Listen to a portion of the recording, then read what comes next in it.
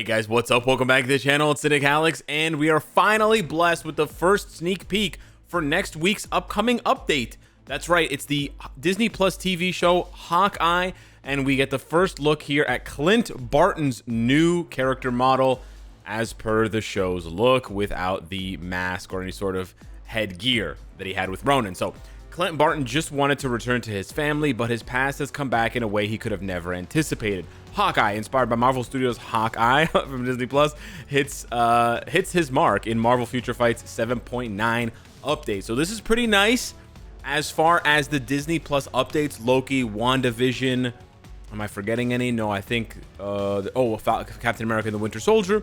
These have typically been smaller updates. These have typically been these sort of mid-month updates, although for Captain America and the Winter Soldier, it was actually the beginning of, like, it was the first update, and then the second update of that monthly cycle, it was in like May or June, was actually the Ultimates, where we got a whole bunch of Ultimates uniforms and all that stuff there.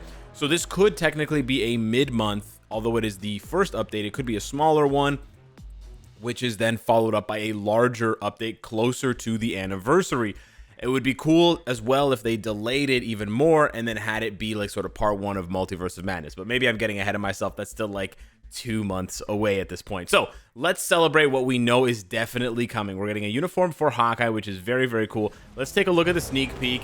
It is inspired by the intro and outro for the show, which is basically ripped from David Aja's comic run on Hawkeye. He did a phenomenal, fantastic job with all of the visuals, artwork, you know, all the stuff there, and basically set the tone and set the aesthetic for Hawkeye as we know him now, and Kate Bishop and the TV show and this sneak peek. So thank you so much, David Aja.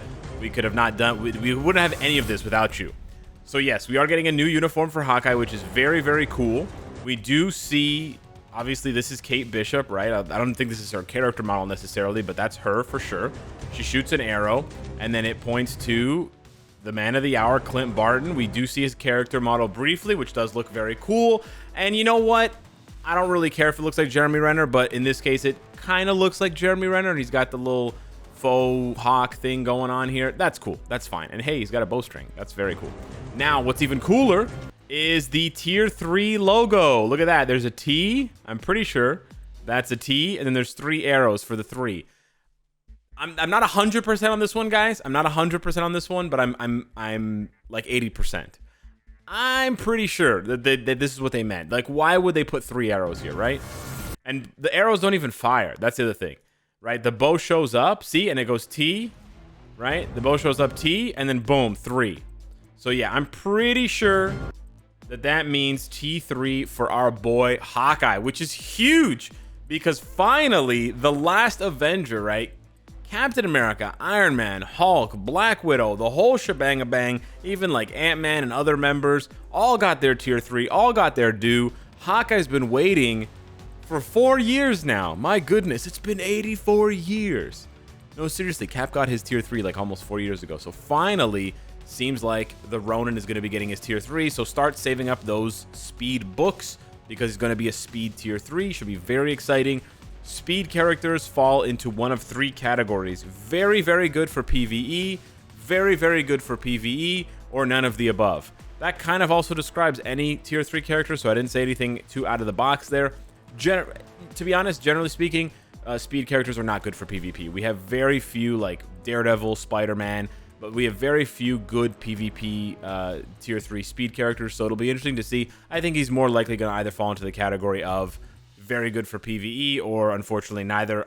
However, that's not what I hope to see. I'm just saying it's very rare to get a very strong speed Tier 3. Spider-Man being the other exception in the room. I know Makari's just too good for PvE to be used in PvP. So yeah, I really hope to see some good stuff here. It'll be very interesting because generally speaking, bow characters in Marvel Future Fight also kind of suck. There's not that many. We have Katie, we have Ronan, well, Hawkeye, and we have Kate Bishop, and maybe one other that I'm forgetting, but they're all kind of just eh. So yeah, it should be cool to see like the trick arrows or something like that. Just some cool explosions and bows and arrows type thing for his Tier 3. Should be very exciting.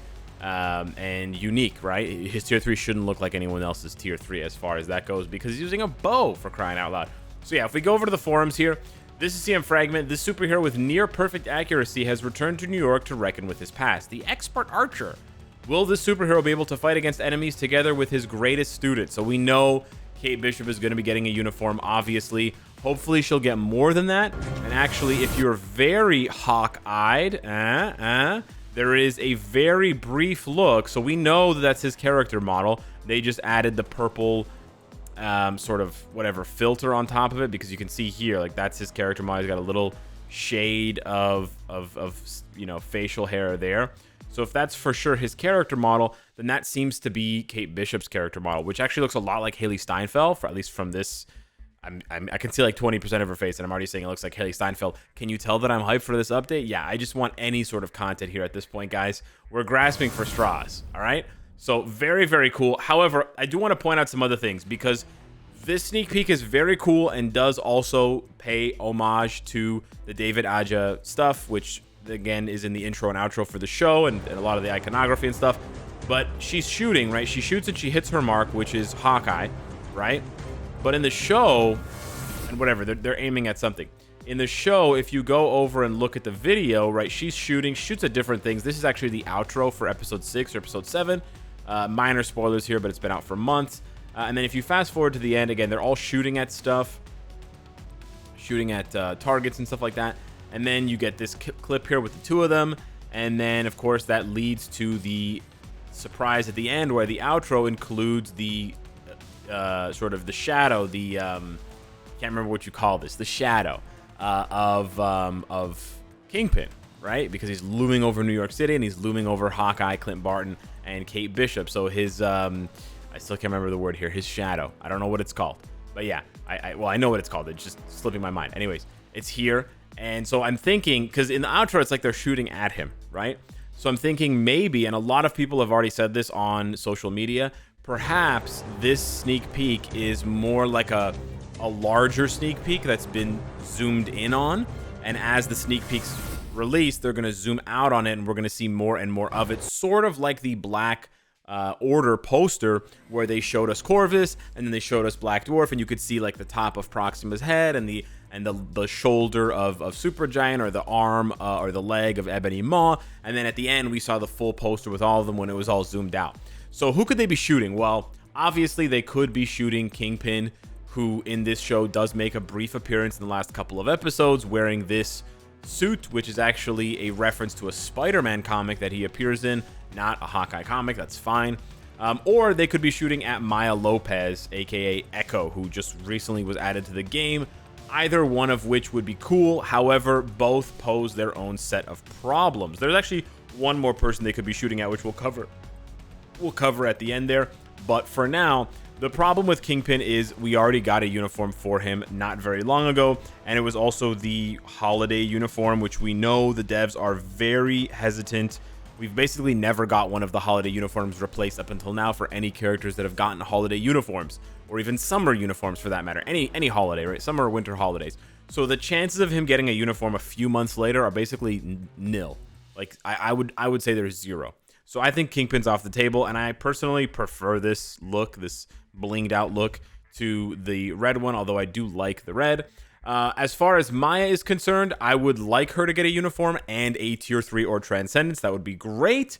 And people are already speculating that Kate Bishop is going to get a Transcendence, so maybe Echo and Kate Bishop will get a Transcendence together. However, the problem is, and we stated this before, she's going to go from Phoenix Force, which is her most powerful look in the comics in the universe to date, to Leather Jacket. Again, I like leather jackets. They look cool, but it does seem like a downgrade visually to be literally on fire and then look like the leader of the West Side Story remake on Broadway. So yeah, that is also, in my opinion, a little bit less likely, although they could just throw her a bone and not give her a uniform, but give her a tier 3 or Transcendence. How hard can that be? Please. No more tier 2 characters. No more tier 2 only characters.